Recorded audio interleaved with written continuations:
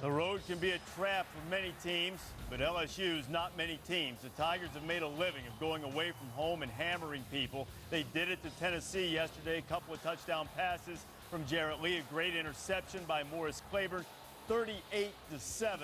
LSU remains perfect heading into its game against Auburn this weekend. And, of course, November 5th is looming, the showdown against Alabama. And with LSU being number one in the initial BCS standings, the DirecTV mobile studio makes its way to Baton Rouge, Louisiana.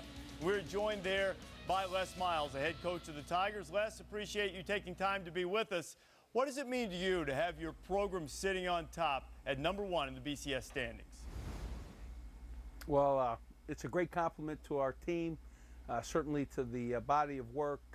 At this point in time, we're just holding a spot. It's not a final spot of achievement in any way. And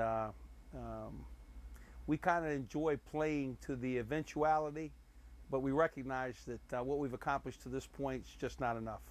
When you guys first made it to number one in the polls this year, you said you enjoyed that position and having that target. What do you enjoy about it? Well, I didn't say I once thrust in that position, you might as well enjoy it. It's a place where college football would like to be recognized, and even though it's a little early in the season for the tag that we'd like to have, we'll take it if nobody else needs it. What's your philosophy in dealing with where your team is ranked and dealing with it with your team in terms of how you address it? Yeah, it's anybody that lines up against LSU is going to play their best football. There's no extra target. I can tell you that our football team understands that we're about to play a very talented Auburn team, and that our view and our preparation goes no further than the very next opponent. And again, I think that's how we'll always operate. If at some point in time we get to the back end of this thing and an actual declaration or an achievement of note is there for us, I think we'll know how to respond.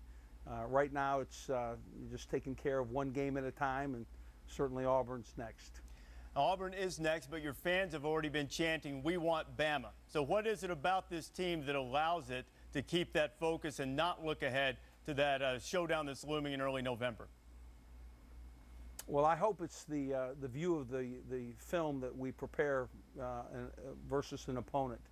I can tell you that we felt that the Tennessee team was very talented and capable.